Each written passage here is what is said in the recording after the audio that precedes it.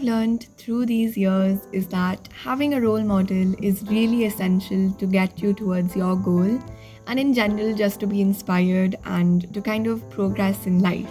How do you know who the right person is or who the right people are to act as your role model? Because literally everyone in this world has a story to tell. In this video, I am going to be sharing why I think it's important to have a role model and a few examples of who my role models are. So let's get into the video. Now, I remember back in school days, we sometimes had these interactive sessions wherein we would be asked who our role model is or why this particular person is your role model. And to be honest, I did not know what to write during these times. Like, I was really young and I would sometimes modify my answers to make it seem good and to make the teacher proud or appreciate me. And some of my classmates would ask other people to write the answers for them. And the reason why I think that at a young age we're not really sure of who our role model is or who we feel inspired by is mainly because we're kind of enclosed in a shell. So we're not really exposed to the world, the reality, and there aren't really many obstacles to cross. But as you start growing and aging, you start to experience new things for the first time. And you start to become more goal-oriented, and a lot of your actions seem to be directed towards a broad vision.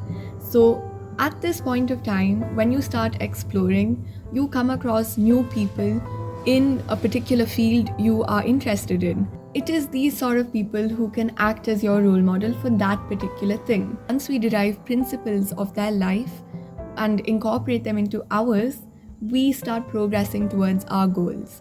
So this is why having a role model is important. You get a generalized solution to how you can reach your particular aim and accomplish things in that particular field. We are able to do things with a probably known output.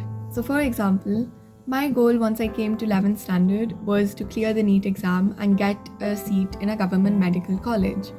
Once this started to seem very hard to accomplish because of the competition and because of all the things that a NEET aspirant faces, I needed someone who I could look up to who had already accomplished this much so that I would feel a kind of reassurance that I can do the same. So it was at this point and a few years ago that I came across Dr. Anuj Pachhel.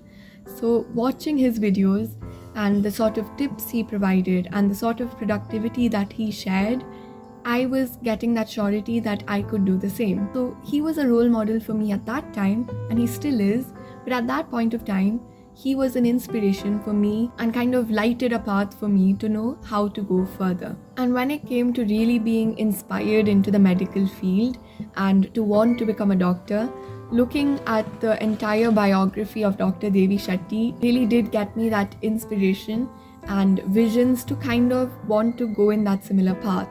So what I'm trying to say is, if you have a particular goal, finding people who fit into that category and have already done a lot in that field, who have succeeded in what you're trying to succeed in, that is the perfect person for you. And I'm not saying religiously follow them and look at whatever they do and copy them, because that would mean you're losing your uniqueness, and that is not what we want. The simple reason why we need a role model is to get reassurance, to know that you can do the same. If that person has done it, you can do it too. In the same way, whenever it came to mental health and having a kind of connection with oneself as with other people, a communication, I look up to Sadhguru and Devi Shetty because they have a lot of knowledge in this area, and the things that they share really do help us to develop ourselves, our inner personality.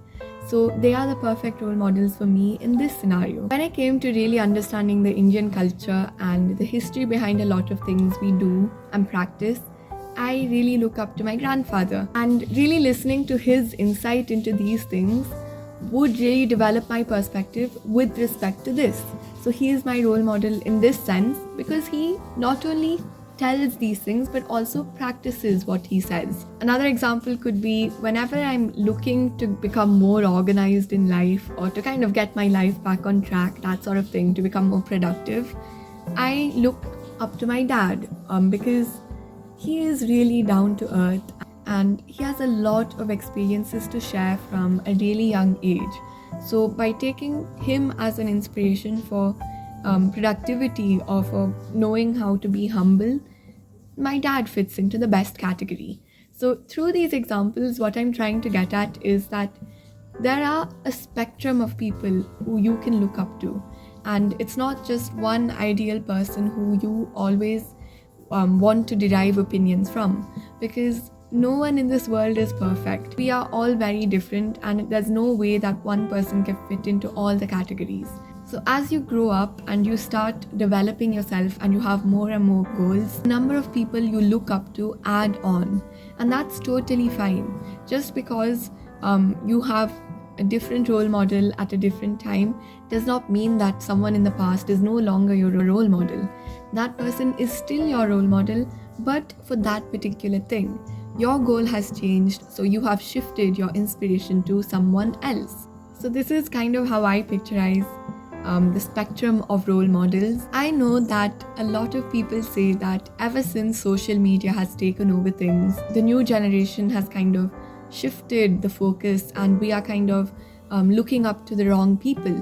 And in many situations, this is right. We kind of take that person to be the best role model possible. And although this may be true, that person could act as a role model, we are sometimes really blinded to the actual true role models. A lot of the people who I look up to is only because I found them through media. If you know how to use the internet in the right way, and if you know how to trust people and how to develop connections with people, that really does help, because the world is so huge and people are spread out through different corners of the world, and some stories are there which are really, really worth knowing. I just felt like it was pretty important to share this, especially with the younger audience, because as we grow older, we get more and more responsibilities in life, and there are more expectations, and we need to accomplish certain goals within a short time frame. So at this point, having people who you can look up to does help you, and it does bring in progress. So come back next Sunday for more time out with Aisiri. For now, bye.